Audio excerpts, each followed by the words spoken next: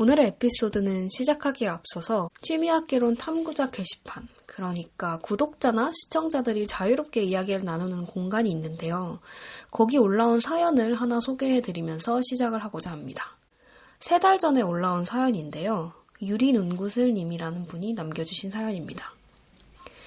안녕하세요. 춤추는 늘보님의 뉴스레터를 통해 저도 처음으로 제 취미를 자신있게 소개하고 싶어서 글을 쓰는데요. 지금 쓰는 글이 저에게 특별한 의미가 될 것 같아요. 왜냐하면 그동안 계속해서 올라오는 취미학개론 뉴스레터를 읽고 다양한 분들의 취미에 대한 생각들을 곱씹으면서 제가 가지고 있었던 취미에 대한 생각이 바뀌게 되었거든요. 한동안 저에게 취미란 이 분야에서 전문가 못지않게 잘 알고 관심 있고 계속 하고 있단 티가 나야 하는 것이라고 생각했어요.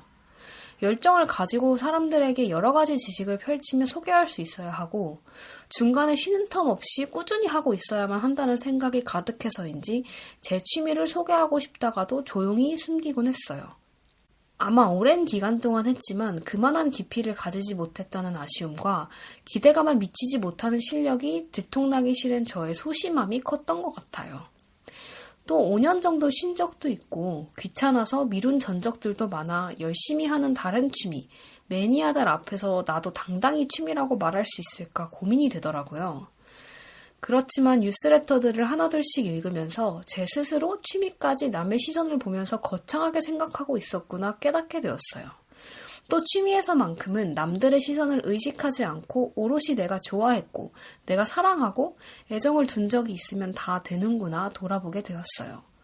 완벽할 필요도 완전할 필요도 없이 그냥 있는 그대로 하고 있음에 만족을 해도 된다고 생각이 드니까 제가 가진 이 취미에 대한 감사함과 사랑이 더 커졌고요.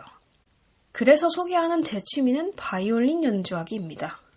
인생의 3분의 2 이상을 제 바이올린과 살았지만 시간과 비례되지 않는 실력과 꾸준하지 않은 연습에 스스로 자책과 아쉬움을 가진 적도 있었는데요. 5년간 쉬는 동안 바이올린을 향한 깊은 간절함이 다시 생기면서 용기 내어 아마추어 오케스트라에 지원해 현재 활동하고 있어요. 최근에 처음으로 해외에서 버스킹도 해보면서 바이올린과 다시 사랑하고 있답니다. 언젠가 제 바이올린에 대한 이야기를 두고 뉴스레터에 출연한 분들처럼 소개하는 시간을 가졌으면 좋겠다는 작은 용기를 내면서 제게 취미를 다시 사랑할 수 있도록 만들어준 늘보님께 감사합니다. 라고 남겨주셨는데요. 제가 이 사연을 읽을 때쯤에 취미학개론을 슬슬 완결을 내야겠다는 생각을 하고 있었거든요. 그래서 이분만큼 취미학개론 마지막 화에 어울리는 분이 없겠다 라는 생각이 들어서 그래서 오늘은 유리눈구슬님의 이야기를 들어보면서 취미학개론의 마지막 화를 시작하려고 합니다. 취미학개론이 왜 완결을 갑자기 하는지 앞으로의 계획이 뭔지에 대해서 궁금하시다면 이 에피소드의 마지막까지 들어주시면 감사하겠습니다. 안녕하세요. 안녕하세요. 오늘 어떤 취미로 나오셨는지랑 함께 간단한 자기소개 부탁드립니다. 네, 안녕하세요. 저는 바이올린을 거의 20년 가까이 한 것 같고 바이올린과 지금 우정과 사랑을 쌓고 있는 유리눈구슬이라고 합니다. 네, 반갑습니다. 이번에 이제 모신 눈구슬님 같은 경우에는 제가 보통은 원래 지인분들이나 지인의 지인 이런 식으로 해서 좀 모시는 편인데 이번에는 저희 그 취미학개론 탐구자 게시판에 굉장히 길게 사연을 올려주셨는데 그 사연이 너무 제 심금을 울려서 한번 저희가 또 이제 이번이 마지막 방송이다 보니 의미 있는 이야기가 될 것 같아서 한번 요청을 드리게 됐고 그렇게 해서 약간 애독자이자 애청자분을 모시게 됐거든요. 그래서 맞아요. 저도 너무 뜻깊은 방송이 될 것 같은데 네, 바이올린을 무려 20년 동안 해왔다고 이제 처음에 소개를 해주셨는데 일단 그 처음 바이올린을 배우게 된 계기를 좀 들어볼 수 있을까요? 바이올린을 제가 4살 때부터 했어요. 4살. 약간 그 흔한 바이올리니스트의 시작 아닌가요?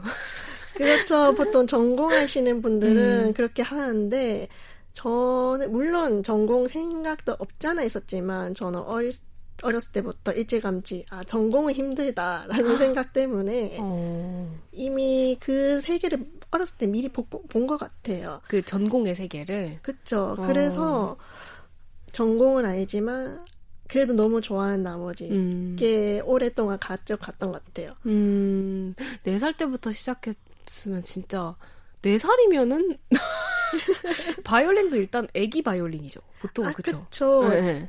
저희가 바이올린이 사이즈가 다양해요. 보통 뭐 흔히 들어보셨는지 모르겠지만 뭐 4분의 1, 뭐 4분의 2 풀사이즈 뭐 이렇게 하는데 애기들을 위한 사이즈들이 있어요. 거의 미니어처만 해요. 그래서 그 어린 나이에 원래는 사실은 3살 때 하려고 했었대요.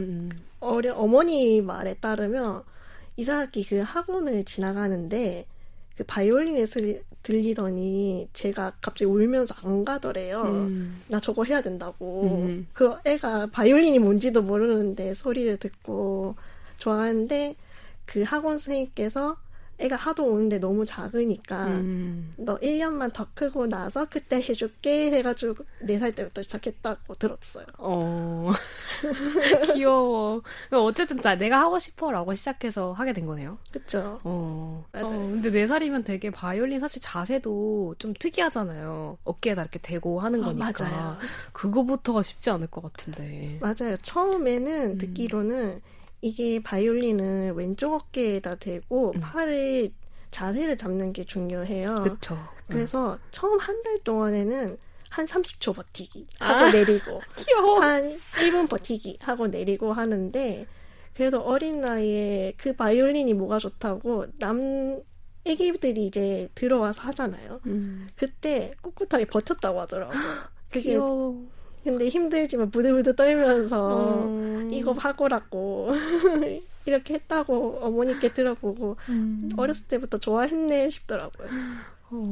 귀엽다. 4살 애기가 부들부들 떨면서 어떻게든 바이올린을 하려고. 그럼 지금 생각하셨을 때 바이올린이라는 악기가 갖는 매력은 뭐라고 생각하세요? 바이올린은 일단 나무 악기고 현으로 키는 악기잖아요. 그쵸. 그래서 활을 대고 키는 순간 울림통이 있어요. 그래서 울려 퍼지는 그 공명감을 제가 진짜 좋아해요. 그 예를 들면 만약 콘서트 홀에 그 얘기하셨던 걸 들었지만 마이크가 없잖아요. 근데 그쵸. 바이올린이 그 악기 울림통에서 나오는 소리가 가득 메꿀 때가 있어요. 그 소리가 울려 퍼질 때 저의 몸도 울려 퍼지잖아요. 그 느낌이 너무 좋아요. 몸이 같이 이렇게 울려 퍼지는 느낌. 네. 그리고 사실 바이올린이 되게 내 몸에 밀착해서 켜는 악기다 보니까 맞아요. 그 공명, 이 나무 통이 울리는 그 느낌을 딱 내 몸이 느끼는 그런 기분일 것 같아요. 그쵸. 또 나무 통도 그렇지만 활을 할 때 이 활이 직접적으로 현에 닿잖아요. 그럼 얘가 어떻게 키느냐에 따라서 또 느끼는 게 또 달라지거든요. 그래서 내 팔의 움직임에 따라 달라지는 소리라든지 내가 어떻게 또 왼손으로 또 떨리는 거 있잖아요. 이거를 비브라토라고 하거든요. 이 비브라토가 어떻게 하느냐에 따라서 또 그 울림의 정도가 진폭이 달라진다. 그걸 조절할 수 있다는 거에서도 매력이 있는 것 같아요. 내 손끝으로 그 공명감을 이렇게 조절하는 그런 그쵸, 그쵸. 느낌이 있죠. 그러니까 악기 연주하는 매력 중에 하나가 진짜 그런 게 큰 것 같아요. 저는 피아노를 보통 치지만 진짜 내 손끝으로 나오는 음악이라는 게 주는 엄청난 희열이 있어요, 진짜. 그게 맞아요. 너무 아마추어적이더라도. 맞아요. 그쵸? 그냥 그 자체로. 그냥 도만 눌렀는데 그냥 그게 좋고. 이런 게 있죠. 내 몸에서 나오는 소리니까. 또 있을까요? 바이올린이란 악기. 또 바이올린은 뭐 뒤에서 나오겠지만 바이올린은 사실 멜로디를 주로 연주하는 악기긴 해요. 그래서 사실 다 같이 있는 곡에서도 바이올린 소리하고 딱 들려요. 그래서 그만큼 존재감이 조금 확실하게 있는 악기라고 생각이 해요. 그만큼 또 고음을 또 연주하다 보니까 그 고음에서 나오는 카랑카랑한 음색 있잖아요. 네. 그 음색이 좀 매력적이고 때로는 이게 누군가는 그래서 너무 찌른다고 조금 호불호가 있는 분들도 있지만 저는 거기 고음에서 나오는 카타르시스 그게 좋고 또 바이올린이 아무래도 좀 우아하게 또 서정적으로도 표현을 할 수 있는 범위대가 많으니까 그런 음색에서 오는 매력, 아름다움을 좋아하고 또 바이올린이 생각보다 이 작은 악기에서 할 수 있는 테크닉이 진짜 많아요. 활만 해도 활을 튕기는 것도 있고 혹시 본 적은 있을지 모르죠. 활대로도 칠 수도 있거든요. 그 나무 부분을 돌려서 연주를 하는 경우도 있고 타악기처럼 그쵸? 그쵸. 또 때로는 활을 내려놓고 손가락으로 튕기기도 해요. 이게 활을 잡는 손가락 오른손으로도 할 수 있지만 왼손으로 튀기면서 하거든요. 파가니니 같은 경우에는 아마 그런 연주 기법들이 많은데 그 기법에서 오는 다양성? 그게 매력적이라고 생각해요. 네, 제가 알기로 바이올리니스트들한테 파가니니의 존재가 약간 뭐라 그러죠? 그 애증의 대상 거의 맞아요. 그렇게 들었어요. 저는 연주할 순 없지만 아무래도 아마추어다 보니 연주할 수 없는 범위지만 너무나 쉽게 하는 그 농담들 있잖아요. 너 파가니니 할 수 있으면 해줘. 라캄파넬라 해줘. 이러면 나는 못해. 이러는 게 그쵸. 그런 게 있죠. 진짜 악마의 영혼을 팔았다는 소문이 있을 정도로 맞아요. 엄청난 기교를 가진 음악가였죠. 근데 아까 이제 바이올린의 고음역대 악기로서의 매력을 말씀해 주셨잖아요. 네. 근데 우리가 이제 그 오케스트라 안에서 현악기가 보통 4파트 있다고 보죠? 그쵸? 맞아요. 바이올린, 비올라, 첼로, 콘트라베이스 이렇게 맞아요. 4부분이 있잖아요. 근데 말씀하신 것처럼 바이올린이 고음역대다 보니까 일종의 그 사람으로 치자면 소프라노죠. 그러니까 그러니까 사실은 정말 진짜 주인공이 되기 너무 좋은 악기고 실제 바이올리니스트들은 그래서 뭔가 다른 현악기 하는 분들보다 좀 더 디바 같은 느낌이 있는 것 같아요. 맞아요. 약간 실제로 좀 뽐낼 줄도 알아야 되고 막 약간 그런 성향이 있는 것 같더라고요. 어쩔 수가 없는 것 같아요. 그쵸. 그쵸. 근데 오케스트라에서 또 보시면 알겠지만 바이올린이 크게 2파트로 나눠지거든요. 제 1바이올린, 2바이올린인데 이 1바이올린이 특히 디바적인 성격이 강해요. 대신에 2바이올린은 약간 비올라처럼 약간 리듬을 조성한다든지 서브라는 개념보다는 함께 그 대신 1바이올린이 좀 더 노래적으로 약간 오페라로 치면 아리아적으로 딱 하면 얘가 뒷받쳐줘서 이 바이올린이 조금 그 매력을 더 뽐낼 수 있게 서라운딩을 해준다는 느낌이 있어서 이 바이올린 같은 경우에는 디바라기보다는 뭐랄까 감초? 이런 느낌도 있어서 꼭 디바라고만 하기에는 좀 아쉬운 그런 매력이 있어요. 또 여러 이제 파트가 나뉘는군요. 그 안에서도. 그렇죠. 그러니까 그 바이올린의 음색에 대해서도 말씀하신 대로 호불호가 있잖아요. 실제로. 맞아요. 그래서 저도 사실은 고백하자면 얼마 전까지만 해도 바이올린의 음색이 내 취향이 아니라고 생각했거든요. 그럴 수 있어요. 약간 첼로가 조금 더 우리가 흔히 말하는 사람의 음성에 가장 가까운 음역대라고 하고 그래서 저는 첼로가 좀 더 좋다고 생각했거든요. 그래서 바이올린은 좀 상대적으로 덜 관심이 가는 악기였는데 제가 이제 또 최근에 약간 바이올린 협주곡 무대들을 몇 번 가게 되면서 와 진짜 이것도 대체 못할 매력이구나를 느끼게 되면서 약간 위험함을 감지하고 있어요. 그러니까 제가 이미 좋아하는 장르가 너무 많아서 지금 지출이 큰데 여기다 바이올린까지 더하면 안 돼 약간 이러고 있긴 한데 아무튼 진짜 저번에 이제 브루 바이올린 협주곡을 연주하는 그 김봄소리님이 연주하는 연주회를 갔는데 진짜 너무 그 심금을 울리는 그러니까 그 음색이 그 찌르는 듯한 음색이 나는 싫었던 건데 오히려 약간 역설적으로 그래서 바이올린만이 낼 수 있는 자극적인 소리가 있더라고요. 맞아요. 도파민 터져요. 진짜. 그래서 그 자극을 한번 맛보고 나니까 대체가 안 되더라고요. 다른 어떤 악기로도. 그래서 정말 그 사람이 진짜 막 비명을 지르는 듯한 막 그런 아픈 소리를 낼 수도 있고 그런 매력이 있는 것 같아요. 맞습니다. 혹시 그럼 지금 쓰고 계신 악기에 대해서도 얘기해 주실 수 있을까요? 제 악기요. 네. 제 악기는 초등학교 6학년 때부터 지금까지 쓰고 있는 와. 거의 제 모든 여정의 동반자가 되어준 존재라고 볼 수 있어요. 진짜 오래 쓰셨네요. 그쵸. 보통 악기 같은 경우에는 뭐 오래 취미를 하시는 분들은 사실 올드 악기라고 해가지고 뭐 그 이탈리아나 뭐 독일 뭐 더 나아가서는 뭐 프랑스 뭐 미국 이런 데처럼 공수를 해오거나 아니면 장인들이 깎는 그런 흔한 악기 있잖아요. 물론 전공생들이 쓰는 악기랑 또 다르지만 그렇게 악기 금액대가 좀 높고 대신 또 소리 질이 좀 다른 악기라고 하는데 제 악기는 사실은 그런 악기하고는 조금 다르기는 해요. 좀 물론 가격대는 좀 있기는 하지만 그래도 이게 조금 저한테 사연이 있는 게 저희 어머니께서 그때 가정이 조금 상황이 안 좋았을 때 딸이 너무 좋아하니까 제가 방과후로 바이올린 했었거든요. 그 선생님한테 조금 간절하게 좀 부탁해서 정말 공들여서 선생님께서 공방에서 그냥 소재 제작을 하신 그 바이올린을 저에게 구해줘 주시는 거죠. 그래서 그런 사연을 또 듣고 하다 보니까 그 좋은 올드 악기보다 저는 제 바이올린 너무 좋더라고요. 서사가 있네요. 그쵸. 그리고 다른 악기하고는 조금 다른 게 다른 악기들은 조금 무늬들이 조금 단조롭다기보다는 조금 그냥 바이올린에 딱 틀이 있다고 생각하면 되잖아요. 네네. 약간 흔히 나와 있는 바이올린의 디자인. 근데 제 거는 약간 굉장히 앤틱해요. 군데군데 무늬가 좀 많고 잘못 보면 뭐 곰팡이 쓸었나 뭐 이런 무늬들도 있는데 그게 저만이 가지고 있는 그런 악기의 디자인이더라고요. 그쵸. 또 약간 특색이 있겠네요. 네, 그래서 저는 제 바이올린은 다른 걸로도 바꿀 수 없겠구나라는 그런 애정이 있는 악기랍니다.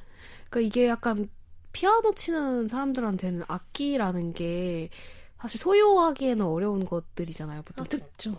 특히나 이제 취미로 하는 분들한테는 좀 어려운 존재고 뭐 가지고 다닐 수도 없고 그래서 조금 그런 게 있는데 그렇게 자기 악기를 가져야 하는 대부분의 사실 악기들은 그렇긴 하죠. 다 자기 악기를 갖고 연주를 하게 되는데 그런 사람들한테 악기는 어떤 존재인지 항상 좀 궁금했던 것 같아요. 근데 그렇게 어렸을 때부터 계속 함께 한다니 진짜 소중하겠어요.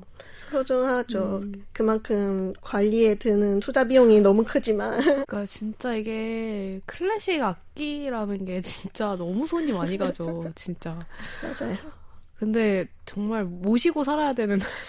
맞아요. 그래서 비 올 때는 저보다 걔가 우산을 쓰고 다닐 때가 많아요. 그럴 것 같아요. 너무 소중하지, 진짜. 내 몸보다 더 소중하지. 더 약간 개복치고, 그쵸? 맞아요. 진짜. 혹시 그러면, 농구슬님은, 이제, 오래 하시다 보면, 항상 악기 연습이라는 게 거의 대부분 사실 잘 안 되잖아요. 연습이 너무 힘들어요.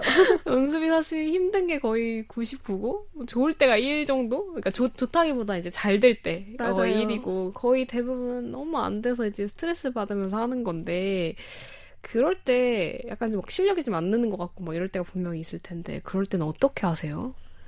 바이올린은 정말 인내가 필요한 악기라고 생각해요. 왜냐면 바이올린 같은 경우에는 빠른 곡 같은 경우에는 손가락도 잘 돌려야 되지만 활도 그 손에 맞춰서 싱크를 맞춰야 된다고 해야죠. 그 손을 어떻게 놀리느냐 또 손을 어떻게 힘을 조절하느냐에 따라서 소리가 극명하게 날린단 말이에요. 그게 연단의 과정을 거쳐야 돼요. 그러다 보면 이게 한 마디가 안 넘어가서 며칠을 연습하고 물론 하루에도 몇 시간씩 투자해도 안 되고 며칠을 투자해도 안 되고 하면 정말 속에서 불이 올라와요. 그래서 한 번은 너무 화가 나서 그 자리에서 소리를 빽 지는 적도 있었거든요. 왜 안 되냐고. 그런데 그 과정을 아니까 그 과정 끝에 나오는 게 그 아름다운 곡인 거를 아니까 포기를 못 하겠더라고요. 그게 주는 중독성이 있죠. 맞아요. 그거 도달했을 때. 맞아요. 어쩌다 한 번, 100번이 안 되다가 한 번이 됐을 때 그때 터지는 희열이 다시 그 연습의 굴레를 들어간다고 해도 그 한 번을 위해서 계속 하게 돼요. 그러니까요. 이게 많은 예술의 분야에 종사하는 분들이 그런 것 같아요. 약간 그 산을 오르면서는 내가 이거 다시 하면 진짜 인간이 아니다. 막 이렇게까지 서로 막, 너무 막 징글징글하게 막 떨면서 가는데 그 정상에 도달했을 때 그 찰나의 희열이 너무 강력하니까 다시 그 산을 오르는 거예요. 맞아요. 마치 시시포스였나요? 계속 밀고 떨어지고 해도 계속 오르는 것처럼. 그 순간 한번 맛봐 봤기 때문에 계속 그거를 하게 되는 거죠. 맞아요. 그러니까 존버하는 거죠, 그냥. 맞아요. 계속 존버하는 거예요. 그거밖에 답이 없어, 진짜 연습. 그쵸? 맞아요. 그러면은 그 아까 이제 얘기해 주셨을 때 거의 20년 가까이 그 4살 때부터 바이올린을 이제 해오신 건데 진짜 오랜 기간이잖아요. 그쵸. 그러면은 여러 어떤 그 페이스라고 하나요? 그러니까 여러 시기가 있었을 것 같아요. 뭐 권태기도 있었을 것 같고 당연히 그쵸. 항상 좋지는 않았을 것 같은데 이렇게 막 초등학교, 뭐 대학교 아마추어 지금 오케스트라까지 하고 계신 걸로 알고 있는데 그 시기별로 바이올린과 나의 관계를 좀 쭉 얘기해 보실 수 있을까요? 저의 바이올린과의 관계를 돌아봤을 때 마치 사람으로 따지면 오랜 소꿉친구였다가 가족이 되어가는 과정이었다고 생각을 해요. 그냥 청소년기 때는 이 바이올린이라는 애가 제 베프이자 분신 같은 존재였어요. 왜 흔히 너무 잘 알고 너무 좋아하는 친구 있으면 막 데리고 다니고 싶고 자랑하고 싶은 경우들 있잖아요. 제가 또래들이 케이팝 추고 뭐 그렇게 놀 때 저는 사실 바이올린으로 같이 하고 다녔던 것 같아요. 거의 일주일에 2번은 제가 초등학교 때부터 오케스트라를 했거든요. 그래서 거의 일주일에 2번은 레슨 받고 오케스트라 가고 그거를 항상 이어오면서 또래보다는 제가 그래도 오래 했으니까 자신감도 있고 내만큼 나만큼 제 친구인 이 바이올린을 잘 아는 사람 없을 거야 하면서 당당하게 지냈던 것 같아요. 그러다가 제가 고등학교 때 그 친구랑 얘기했는데 동아리 친구였는데 이 친구가 제가 바이올린을 오래 했다는 얘기를 듣고 눈을 반짝반짝 빛나면서 오는 거예요. 근데 알고 보니까 그 소위 말하는 클래식 덕후 고인물이었던 거예요. 그래서 예를 들면 지금은 좀 알지만 너 브루흐 알아? 너 베토벤 뭐 협주고 이거 알아? 너 이거 해봤어? 이렇게 얘기를 하는데 너무 즐거워 보이는데 제가 거기서 말문이 막히는 거예요. 내가 경력은 얘보다 작은데 내가 아는 게 생각보다 없네? 바이올린에 대해서. 물론 바이올린 세계가 넓다는 건 알고 있었고 뭐 전공의 기회도 다르다라는 거는 알고는 있었지만 근데 제가 저 친구에 비해서 제가 바이올린을 너무 모른다는 생각이 들었고 너무 충격이 그때 먹은 거예요. 그 친구처럼 뭐 한 가지에 너무 좋아하는 그런 사람들이랑 동경도 있었는데 자격지심이 있었던 거죠. 그러니까 제가 이 바이올린한테 미안한 감정도 있고 자신이 없으니까 바이올린은 특기라고는 소개한 적이 있어도 취미라고 소개한 적이 없었던 거예요. 그 뒤부터는. 그냥 바이올린을 좀 해봤어요. 이렇게 해봤지 바이올린 제 취미예요. 이렇게 얘기해보질 못했어요. 뭐 그때도 여전히 오케스트라는 하고는 있었지만 제 마음가짐이 달라진 거죠. 마치 이제 친구들이랑 오랜 기간 당연하게 있다가 잠시 멀리 떨어지면서 소홀해지는 그런 관계? 그러다가 제가 뒤에 또 말씀드리겠지만 뭐 5년 정도 못하게 된 적이 있었잖아요. 그때는 너무나 당연하게 익숙했던 친구니까 언젠가 또 보겠지. 언젠가 할 수 있겠지 했는데 그 기회가 진짜 안 오는 거예요. 또 상황적으로 좀 안 좋은 상황들이 저에게 오니까 이거를 할 수 있는 시간도 안 되고 기회도 안 오고 해서 그때 제가 우울함이 좀 많이 커졌던 것 같아요. 스트레스를 푸는 방법을 잃어버렸던 거죠. 원래는 바이올린을 하면서 스트레스도 풀고 마음도 정리하고 그랬는데 이제 정말 그 수단이 없어지니까 진짜 취미가 없다 라는 말이 그때부터 나오더라고요. 그러다가 바이올린을 이제 오케스트라를 준비하면서 다시 하게 될 때 그제서야 깨달은 거죠. 나 얘 없이 못 산다. 진짜 내가 이 바이올린을 그리워했고 사랑했구나 라고 해서 다시 데리고 온 거죠. 바이올린이 그렇게 애인이 되고 가족이 되고 그런 관계가 됐던 것 같아요. 그러면 그 5년간의 그 권태기 얘기를 좀 해주셨잖아요. 그 얘기를 조금 더 자세히 하고 싶은데 그때 어떤 계기로 다시 시작하시게 된 거예요? 사람이 이렇게 우울할 수가 있을까 싶을 정도로 너무 사람이 침체가 되니까 주변에서 너무 걱정을 하더라고요.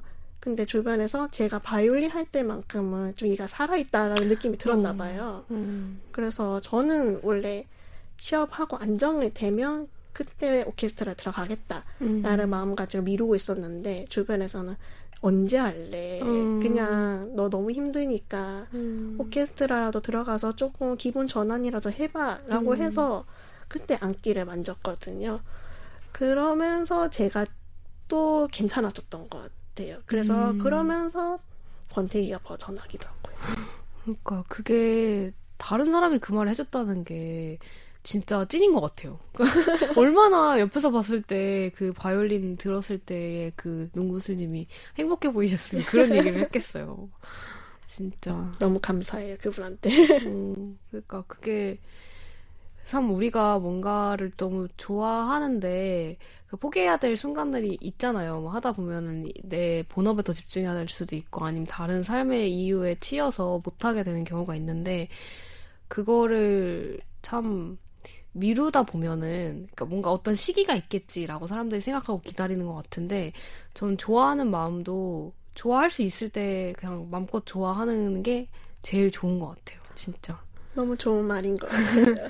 근데 그게 참 물론 어떤 사람마다 다 사정이 있으니까 뭐 이렇게 해야 한다라고 말하긴 어렵지만 그게 아끼면 진짜 아끼다 똥 된다 라고 하죠. 전 좋아하는 마음도 그런 것 같아요. 제가 뭐 예를 들면 하다못해 저는 음악이 하나 뭔가 너무 좋으면은 옛날에는 이거를 너무 많이 들으면 빨리 질리니까 이거를 막 하루에 듣는 횟수를 정해놨었어요. 정말요? 네, 이거를 너무 많이 들으면 금방 질리니까 내가 이걸 오래 즐겨야지 해가지고 막 조금만 듣고 막 일부러 그랬는데 그 좋아하는 시간이 사실 비슷하더라고요. 사실상 내가 그걸 아무리 많이 들어도 그러니까 그렇게 음악 자체도 그런데 정말 다른 건 오죽하겠어요. 진짜 내가 마음을 쏟을 수 있을 때는 생각보다 정해져 있는 것 같아서 그걸 아낄 필요는 진짜 없는 것 같아요. 맞아요. 아끼다가는 정말 후회가 많이 된답니다. 아끼다 똥 된다. 그러면 이제 저희 그 아마추어 오케스트라의 활동에 대해서도 얘기를 해보고 싶은데 제가 항상 궁금했거든요. 아마추어 오케스트라 활동에 대해서. 일단 어떻게 들어가는 거예요? 우선 요즘 오케스트라 같은 경우는 일단 모집이 SNS로 굉장히 잘 돼 있어요. 물론 인스타그램으로도 모집을 하는 경우도 있고 보통은 네이버 카페를 많이 활용하기도 해요. 경우에 따라서는 당근까지도 모집을 올리기도 해요. 맞아요. 요새 취미 3대 플랫폼이더라고요. 딱 맞아요. 네이버 카페, 당근, 그리고 인스타그램. 그쵸. 그 세 군데 중에 하나에서 항상 모집을 하시더라고요. 맞아요. 저도 지금 다니고 있는 오케스트라 같은 경우에도 처음에는 카페 아니면 블로그를 통해서 처음 알게 됐어요. 그 블로그 저는 원래 2군데 정도를 그렇게 제안을 받고 나서 2군데 정도 알아봤는데 생각보다 여건이 좀 안 맞아서 거기 입단을 안 하게 됐었거든요. 그러다가 블로그에서 우연찮게 공연 플랫폼의 팜플렛을 봤는데 생각보다 클래식 레파토리의 진심이었던 거예요. 제가 봤던 게 베토벤 그 프로메테우스 서곡이랑 피아노 협주곡 3번 그리고 교향곡 3번을 풀 악장을 다 하는 거예요. 아마추어 오케스트라에서. 그냥 사실상 일반 공연과 마찬가지네요. 그렇죠. 보통은 아마추어 오케스트라 같은 경우에는 흥미 위주로 조금 더 하고 싶어 하다 보니까 교향곡 같은 경우는 뭐 1악장만 한다든지 아니면 짧은 서곡을 한다든지 주로 영화 OST나 그 게임 OST 뭐 이런 기타 조금 대중적인 곡들도 많이 하거든요. 그런데 제가 다니는 그 오케스트라는 정말 전통 클래식 그러니까 너무 신선한 거예요.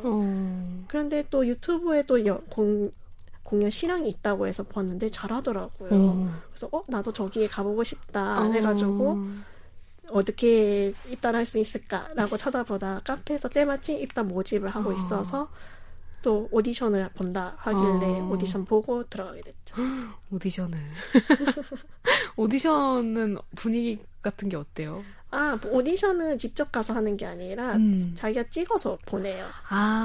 영상으로. 맞아요. 근데 오디션도 너무 흥미로웠던 게 보통은 그냥 자유곡을 주거든요. 네. 근데 여기 오케스트라 같은 경우에는 엑섭이라고 해가지고 오케스트라 그 악기별 오디션 곡을 엑섭이라고 해요. 그래서 실제로 공연을 하는 교향곡 중에서 바이올린의 특정 파트가 좀 요구를 한다. 이런 스킬을 잘하는 사람을 요구한다 하는 거를 보내주기도 해요. 그 악보를 지정곡이라고 하죠. 그게 하필 슈만이었나? 그 슈베르트였나? 교향곡 2번 2악장 그 빠른 곡을 해오라는 거예요. 어려운 거였군요. 너무 어렵더라고요. 그래서 그걸 위해서 한 3일 동안 몇 시간씩 하다가 찍어서 보냈는데 다행히 좋게 봐주셔서 들어가게 됐죠. 와, 그러면 그 이제 오케스트라 활동하시면서 연주회를 아까 1년에 한두 번 정도 한다고 했는데 연습은 보통 얼마나 자주 해요? 보통은 매주 해요. 매주 저희 같은 경우는 토요일마다 하고 그 대신에 연주회가 가까우면 가까울수록 뭐 연습 시간을 더 늘린다든지 아니면 중간중간마다 똑같은 곡만 하면 지루하잖아요. 그래서 작은 연주회라고 해가지고 물론 본 공연에 레파토리를 계속 하는 대신에 중간중간 중주를 만들어서 우리들끼리의 발표회처럼 이런 연습을 하는 시간도 갖기도 하고 또 음악 캠프라고 해가지고 합숙같이 모여가지고 파트별로 몇 시간 동안 같이 연습하거나 아니면 전체 다 같이 모여서 먹고 자고 마시면서 또 연습을 하는 경우도 있어요. 많이 친해지겠네요. 그렇죠. 그래서 오케스트라가 소리의 단합도 중요하지만 사람의 단합이 진짜 중요하다고 생각하거든요. 그래서 이렇게 자주 부딪히면서 또 곡에 대한 얘기를 하고 같이 연습하면서 많이 친해지죠. 맞아요. 근데 진짜 소리의 단합과 마음의 단합 얘기해 주셨는데 저는 되게 무대가 진짜 무서울 만큼 투명한 곳이라고 생각하거든요. 그래서 관객 입장에서도 희한하게 그냥 느껴져요. 그게 뭐 되게 실내악이나 오케스트라도 마찬가지고 약간 얘네 싸웠나? 싶을 정도로 좀 합이 묘하게 안 맞는 맞아요. 그런 팀도 있고 뭐 아니면은 혹은 약간 조금 연주력은 조금 뭐 엄청 잘하는 사람들은 아닌 것 같은데 함께 했을 때 이 어떤 마음의 합이 확 그 에너지가 느껴질 때가 있거든요. 맞아요. 그래서 그게 저는 그래서 항상 진짜 무대는 무서운 곳이다 이렇게 생각하는데 맞아요. 그래서 그 오케스트라 단원들 간의 사이도 좋은 게 정말 중요한 것 같아요. 맞아요. 심지어 파트끼리 뭔가 안 좋은 일이 있으면 소문도 많이 돌아요. 그럴 것 같아요. 거의 미니 사회, 미니 직장이죠. 사실 되게 인원이 많잖아요. 그쵸. 몇 명 정도 있어요? 저희는 30명? 30명 정도. 물론 객원을 모집하면 또 어떻게 되느냐에 따라 다르지만 보통은 20명에서 30명 정도 되고 더 규모가 큰 데는 40명, 뭐 50명 이렇게 가는 경우도 있어요. 그러니까 사실 거의 한 반인 건데 옛날 우리 그 학년의 한 맞아요. 반 정도 크기인데 얼마나 또 그 안에서 지지고 볶고 사실 사람 사는 건 다 똑같으니까 그죠? 그런 게 좀 있을 것 같아요. 그래도 생각보다 되게 많은 친목이 있군요. 저는 왠지 모르겠는데 왠지 그냥 사무적으로 딱 연습만 하고 그럴 것 같았어요. 제가 그래서 처음에는 적응이 안 됐긴 했었어요. 너무 단합이 있어서? 아니면, 그렇죠. 특히 저희 오케스트라의 전신이 원래 그 대학교 동아리 졸업생들이 만든 오케스트라였어요. 그러다 보니까 그 동아리에서 졸업하신 분들하고 심지어 그 동아리를 다니지만 또 주말에도 연습하고 싶은 대학생들도 와서 하다 보니까 이미 너무 많이 친해져 있더라고요. 그래서 들어왔을 때 내가 조금 이방인 같은 느낌이었다라는 생각이 들었는데 시간이 지나고 보니까 꼭 내가 잘못 생각하고 있었구나. 오히려 이분들은 더 마음을 열고 같이 클래식 얘기를 하고 뭐 연습 얘기를 하고 시간을 보내는 것을 좋아하구나 하면서 저도 마음을 많이 연 것 같아요. 그러니까 이미 사실 친해져 있는 커뮤니티에 들어가는 게 힘들어요. 저는 항상 취미에 있어서 그게 제일 큰 장벽 중에 하나였거든요. 그래서 그렇게 단체 성향이 강한 취미를 쉽게 시작하지 못하는 이유도 그런 것 같고 아마 많은 분들이 그럴 것 같아요. 맞아요. 이미 약간 친해져 있는데 나 혼자 이렇게 들어가서 친해지는 게 쉽지 않죠. 하지만 비집고 들어가면 그것만큼 재밌는 게 없어요. 그쵸. 또 그 일원이 되면 얼마나 재밌겠어요. 그럼 혹시 그 지휘자도 있을 거고 또 협연자도 가끔 때에 따라 있는 경우로 맞아요. 알고 있는데 그런 지휘자나 협연자는 어떻게 구해요? 보통 일단 저는 정확한 과정을 잘 알지는 못해요. 대신에 그 지휘자님 같은 경우에는 저희는 아까 전신이라고 하셨잖아요. 그 동아리에 전신이 이렇게 왔다 해서 그 동아리 지휘자님이 계속 이어졌기도 하고 또 이 지휘자님이 또 오케스트라를 만든 경우가 더 많아요. 그래서 단원이 오케스트라를 구하는 경우도 있고 오히려 지휘자가 또 다른 오케스트라를 창단하는 경우도 있어서 지휘자를 구하는 과정은 그렇게 어렵진 않은 것 같아요. 아, 이미 정해져 있구나. 근데 대신에 협연자를 구할 때는 지휘자님의 지인들이 아무래도 취미이다 보니까 왜냐하면 오케스트라를 골라가기 위해서도 또 예산이 필요하거든요. 그쵸. 그 예산 안에서 또 시간이 맞고 또 조율이 가능한 분들을 초빙을 한다는 게 쉽지는 않으니까 그쵸. 그거 같은 경우에는 오케스트라 경험이 많으시거나 또 전공하시는 그 지휘자님의 좀 권한이 좀 많이 들어가긴 해요. 보통 어떤 돈으로 굴러가나요, 오케스트라가? 보통은 입단비도 받고요. 그리고 월 회비를 걷어요. 그 회비를 통해서 그 아까 말했던 음악 캠프도 가고 뭐 연습 끝나고 나서는 항상 디프리가 있어요. 그 디프리도 회원들 회비로도 굴러가기도 해야 되고 또 지휘자님도 이걸 지휘를 하는 것도 무상으로 하는 게 아니라서 지휘자님의 레슨비도 들어가기 때문에 그 회비로 보통 많이 진행해야 합니다. 아, 지휘자가 약간 선생님 같은 느낌이겠네요. 그쵸. 아무래도. 아, 그렇군요. 그러니까 보통은 우리가 원래 프로 세계에서는 오케스트라가 이제 오랜 오케스트라가 있고 지휘자를 초빙을 하니까 그 지휘자를 이제 선정해서 이렇게 데려온다거나 뭐 이런 식으로 하니까 그렇게 생각을 못했는데 아마추어 오케스트라는 좀 지휘자가 오케스트라의 주인인 경우도 있고 약간 그러니까 주인이라기보다는 좀 그 아예 창단 멤버일 수도 있죠. 그쵸. 창단 멤버이거나 아니면 이제 그 선생님의 역할이 좀 강하군요. 네, 물론 이거는 제가 아는 범위 선에서만 그런 것 같고 다른 데는 어떻게 하는지는 모르겠어요. 그러면 그 사실 오래전부터 오케스트라 연주 활동을 하셨으니까 조금 새삼스러운 질문일 수도 있지만 합주할 때의 그 느낌과 혼자 연주할 때의 느낌을 좀 비교를 해본다면 어때요? 제일 큰 건 부담감 차이예요. 왜냐하면 솔로 같은 경우에는 장점일 수도 있고 단점일 수도 있는 게 모든 스포트라이트가 자신에게 쏠려요. 그쵸. 그러니까 곡을 주도하는 사람도 곡을 분위기를 이끄는 사람도 혼자만이기 때문에 개인의 기량을 많이 요구를 해요. 그래서 만약 개인이 어떻게 뽑느냐에 따라서 자기가 얼마나 돋보이게 잘 청중들에게 나타낼 수도 있지만 정말 최악의 경우에는 모든 잘못이라든지 그 질타를 받을 수 있는 자리이기도 하죠. 그쵸. 양날의 검이죠. 그쵸. 그 대신 오케스트라 같은 경우에는 소리의 하모니이다 보니까 만약에 제가 놓치는 경우가 있더라도 물론 이거는 취미의 경우에서입니다만 다른 악기를 듣고 여기서 한번 다시 시작해보자 하면서 끼어들 수가 있어요. 그래서 간혹 단원들끼리 농담처럼 하는 말이 어차피 틀려도 다른 사람 할 건데 일단 보잉 흉내만 맞추자 이러는 경우도 있거든요. 뭐 하지만 그렇다고 해서 이게 공백이 생기면 또 안 돼요. 이게 소리에 빈 공간이 생기면 또 곡이 또 망가지는 경우가 많으니까 물론 공백이 생기면 안 되고 또 튀어서도 안 되는 그런 면도 있죠. 대신에 오케스트라 했을 때 그 연주자들 간에 미묘한 그런 호흡들이 있어요. 그 호흡들을 혼자 있을 때는 외롭잖아요. 그 호흡들을 같이 느꼈을 때 다 함께 있다. 라는 든든함이 제일 크죠.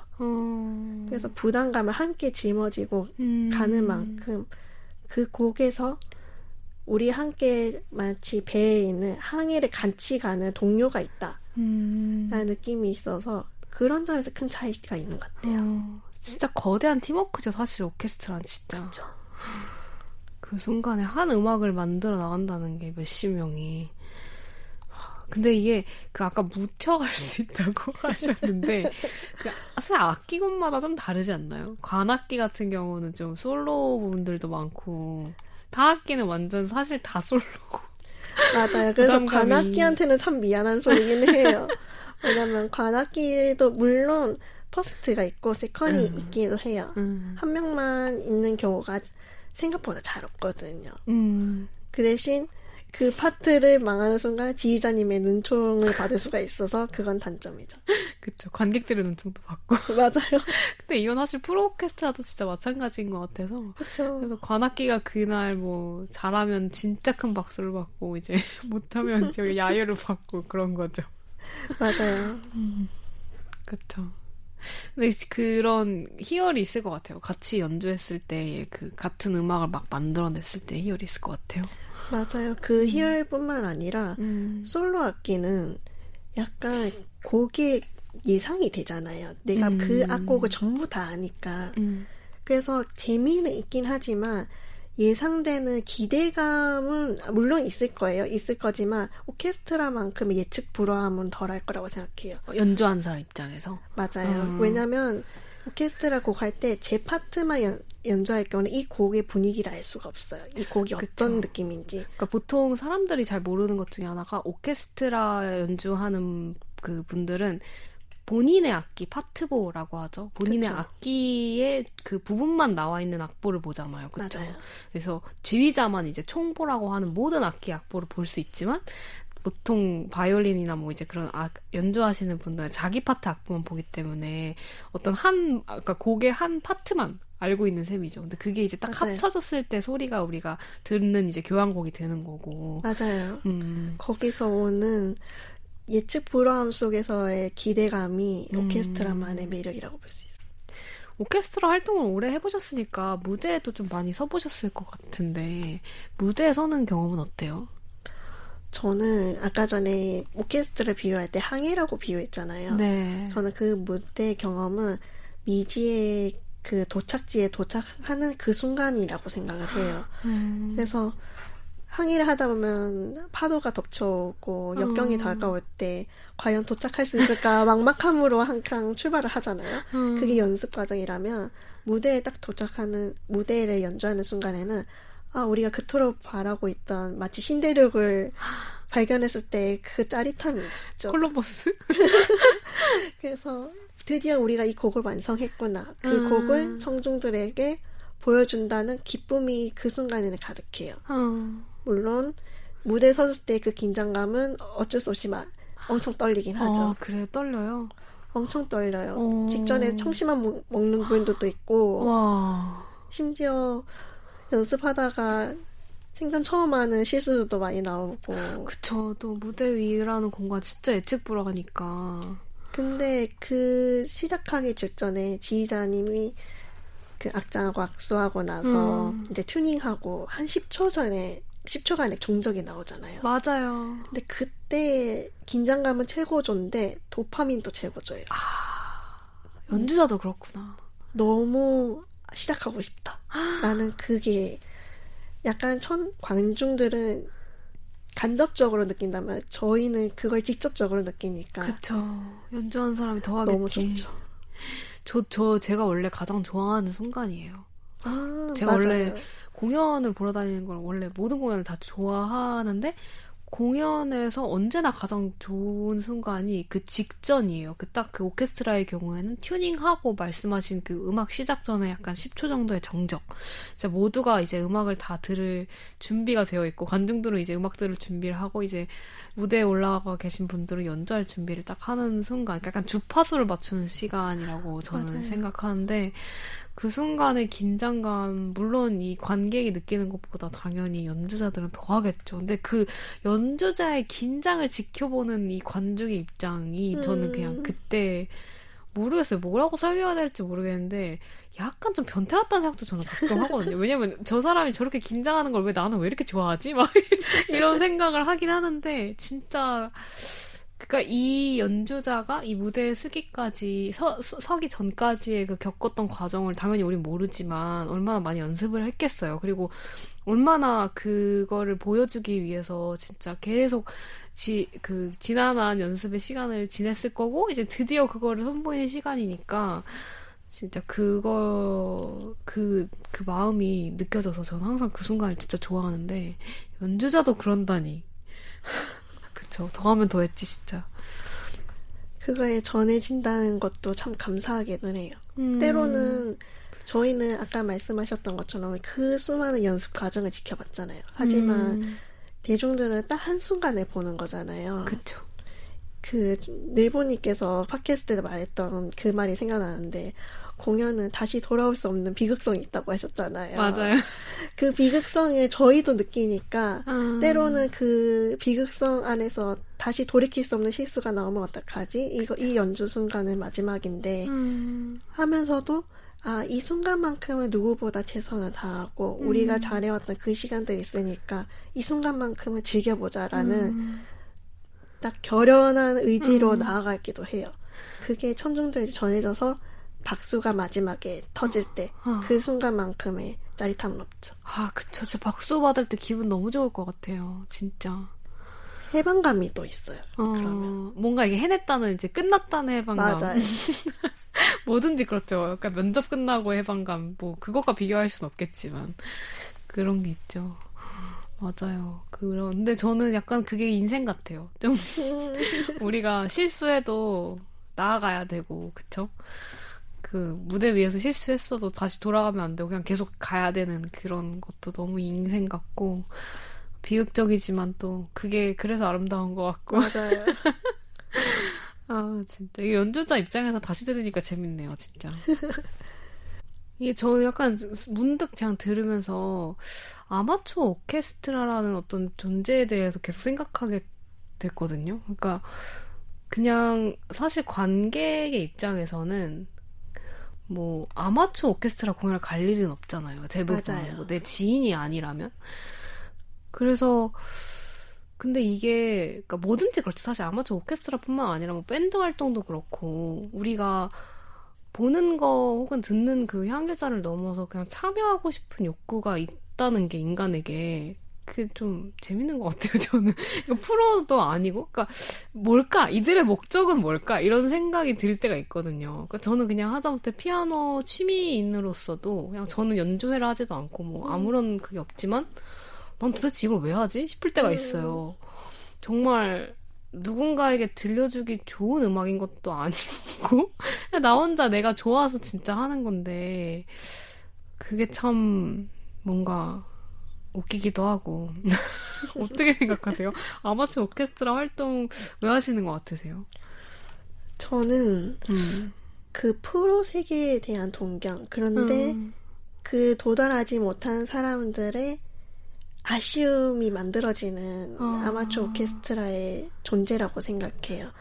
너무나 악기를 좋아하지만 그거를 내 업으로 삼지 못하는 사람들이 그래도 그 세계에 대해서 발을 한번 들여보고 싶고 아까 말씀하셨다시피 물론 공연을 할 실력이 안 될 수도 있고 혼자만 즐길 수도 있지만 그거를 지금처럼 이렇게 취미에서 얘기하듯이 누군가와 함께 소유하고 싶다는 욕심에서 나오는 게 그 아마추어 오케스트라의 존재 이유이지 않을까 싶어요. 함께 누려보고 싶은 거죠. 그 순간에. 그때 막 그러면 조금 부담감도 덜 하잖아요. 그쵸.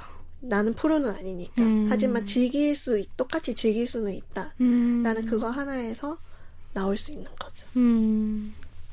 맞아. 함께하는 또 재미가 남다르죠. 오케스트라라는 건. 혹시 그러면은 눈구슬님은 바이올린을 하면서 뭐 새롭게 발견하게 되는 내 모습도 있으세요?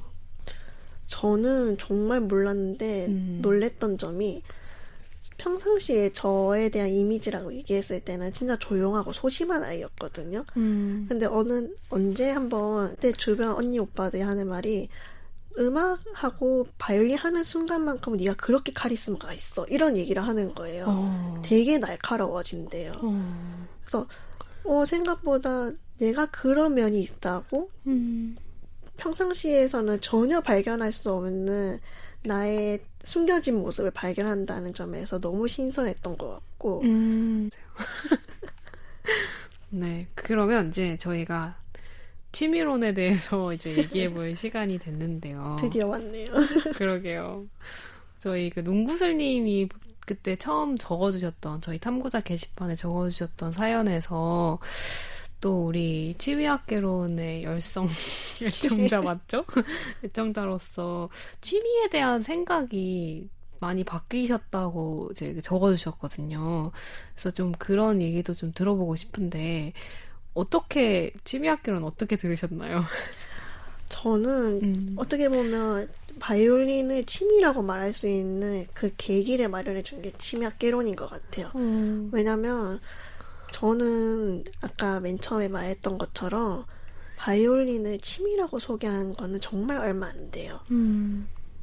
왜냐면 취미라고 했을 때 저는 취미가 곧 특기라고 생각을 했던 생각이 좀 강했어서 예를 들다기보다는 그 고인물들이 있잖아요. 그 고인물들이 보이는 취미의 경지가 있잖아요. 너무 깊죠. 그거를 취미라고 생각을 했던 거예요. 그래서 취미를 하려면 저 정도로 해야 되구나 라는 생각이 컸기 때문에 이렇게 오랫동안 바이올린 했어도 취미로 인정하지는 못했었던 거죠. 그러다가 취미학개론을 보면서 짧게는 뭐 2, 3년 하시는 분도 있고 뭐 타마라님 같은 경우에는 찍먹러라고 하시잖아요. 맞아요.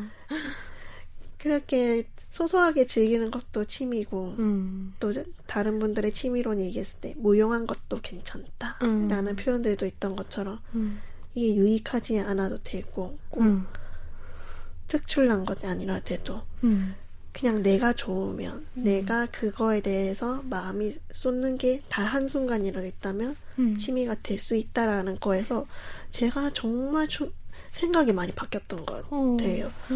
그래서 내가 취미를 너무 어렵게 생각하고 있었구나. 그렇게 생각했을 때 내가 그렇게 애정을 쏠 수 있는 대상 바이올린인데 그럼 바이올린이 취미가 아니고서는 뭐겠어 라는 생각 때문에 당당하게 이제 바이올린이 취미랍니다 라고 소개하고 다니고 있죠. 그러니까 여기까지 나와주시고 맞아요. 진짜 감개무량합니다. 저는 제가 진짜 취미학개론을 시작한 지가 벌써 이제 거의 1년 반인가요? 그 정도 이제 되어 가고 있는데 이제 방송을 잠정 중단하게 됐지만 이번 계기로 그게 너무 아쉬워요. 근데 이제 저는 사실 시작할 때 이제 프롤로그를 들어보신 분들은 알겠지만 취미라는 개념에 대해서 되게 사유하고 싶었고 많은 사람들이 어떻게 취미를 하고 있는지가 궁금했고 그래서 사실 근데 궁금했다고는 하지만 그냥 결국 내 깊은 속에서는 이 취미라는 그냥 이 개념에 대해서 사회적으로 너무 많은 것들이 요구되잖아요. 뭐 말씀하신 것처럼 이 정도는 해야 취미라고 할 수 있지. 뭐 이만큼 오래는 해야 이걸 취미라고 할 수 있어라는 그런 편견들이 되게 많은 것 같아서 그걸 좀 깨부수고 싶었던 마음이 제일 강했던 것 같고 그래서 정말 다양한 층위에서 취미를 하고 있는 사람들을 최대한 모셔보고 싶었던 거고 그래서 그런 나의 의도에 딱 정확히 맞아떨어진 정말 정답 같은 그런 사람이 있다는 게 너무 진짜 감동이어서 제가 이렇게 직접 나와달라고 요청을 하게 된 거거든요. 그래서 저는 한 분이라도 이렇게 자기 취미에 대해서 다시 생각해보게 됐다면 정말 저는 더할 나위 없이 좋기 때문에 아주 기분 좋게 약간 방송을 좀 마무리할 수 있을 것 같아요. 저는 그래서 취미학개론이 이별이라기보다는 약간 졸업 같은 느낌이 드는 것 같은 거예요. 다양한 취미에 대해 생각하는 그 과정들을 배움의 과정들을 밟아왔다가 이제는 하산할 때가 됐으니 하산할 때 됐으니 이제 기쁘게 마무리 짓자라는 느낌이라서 오히려 이 마지막 콜을 한다 했을 때 슬픔보다는 정말 축하해주고 싶다라는 생각이 들더라고요. 너무 감사해요. 저야말로 감사합니다. 그러면 이제 그런 이제 눈구슬님이 정의하는 취미란 무엇인가요? 저한테 취미는 좀 비유를 하자면 로그아웃 버튼? 로그아웃 버튼. 왜냐하면 아까 전에 말했던 것처럼 누군가의 시선 아니면 사회에서 요구하는 나에 대해서 자유로울 수 있다는 게 취미인 것 같은 거예요. 저는 바이올린이라고 했지만 누군가에게는 뭐 지금까지 나왔던 분들 뭐 식물을 좋아하시고 뭐 보드게임을 좋아하시고 뭐 축구를 하시고 하는 분들 모든 사람들이 그 취미를 통해서 온전히 누군가가 바라보는 그 나에서 자유로워지고 내가 바라보고 싶었던 그 나에게도 자유로워지고 그냥 그 순간에 나에게만 집중할 수 있다는 생각이 들더라고요. 그런 편견과 물론 시선이나 그런 거에서 로그아웃해서 내가 바라보고 싶은 그 세계로 로그인하는 그런 순간이라고 생각이 들어요. 너무나도 아름다운 비유입니다. 그리고 약간 진짜 취미학개론 애청자이신 게 딱 완전 와닿는 게 이렇게 하나하나 짚어주시는 게 저보다 기억을 너무 잘하시는데요. 아, 저 많이 돌려봤어요.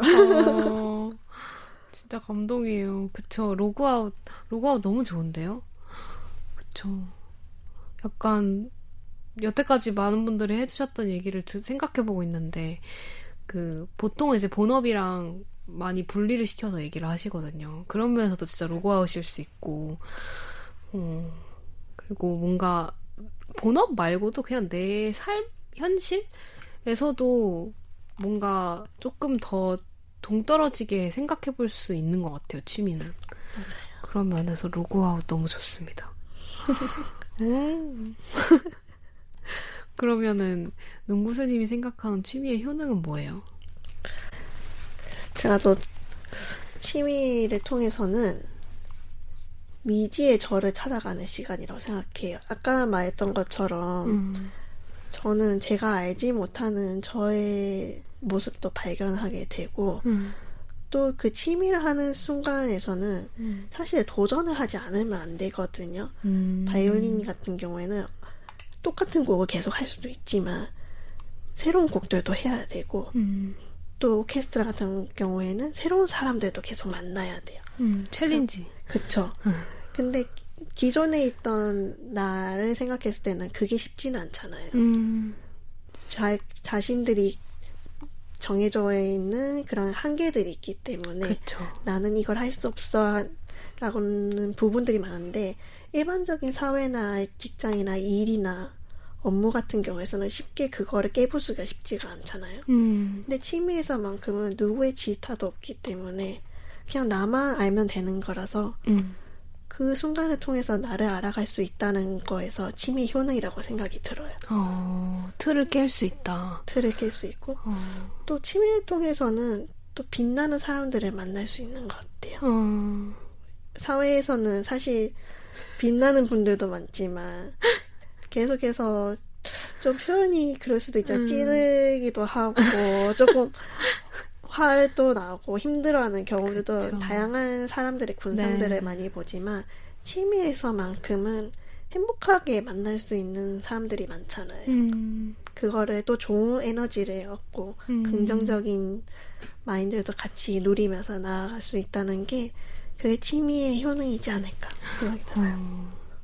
그쵸. 아까 새롭게 발견한 모습이라고 했을 때 카리스마 있는 모습 이런 것도 사실 틀을 깬 거죠. 어떻게 보면 자기가 알고 있던 나의 틀을 깨는 거니까. 맞아요.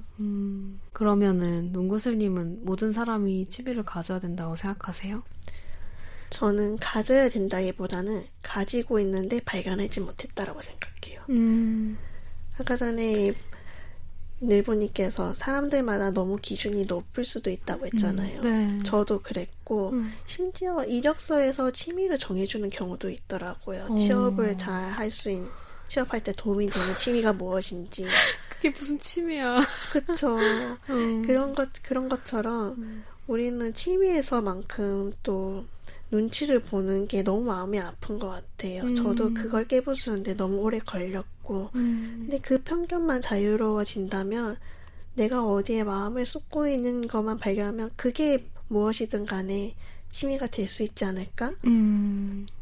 또 취미가 또 사람일 수도 있고 또 자유로울 수도 있다고 하셨잖아요. 맞아요. 그게 꼭 행위가 아닐 수 있다. 난 취미가 고양이야. 이럴 수 있는 것 같아요, 저는. 그런 것처럼 우리 모든 순간에는 자기가 미처 알지 못하는 그 취미의 모멘트가 다 있다고 생각해요. 그래서 가질 필요가 없다는 게 아니라 가지고 있다. 저는 생각해요. 다만 발견하거나 혹은 정의를 그렇게 내리지 못했을 뿐이다. 맞아요. 그쵸. 사실 얼마 전까지만 해도 말씀하신 것처럼 취미가 아마 바이올린이라고 말하지 않으셨을 것 같고, 그쵸. 다른 거라고 하던가 뭐 없다고 말했을 수도 있을 것 같은데, 그쵸. 그런 것처럼, 그쵸. 잘 찾아보세요, 여러분. 분명히 갖고 있을 것이다. 맞아요.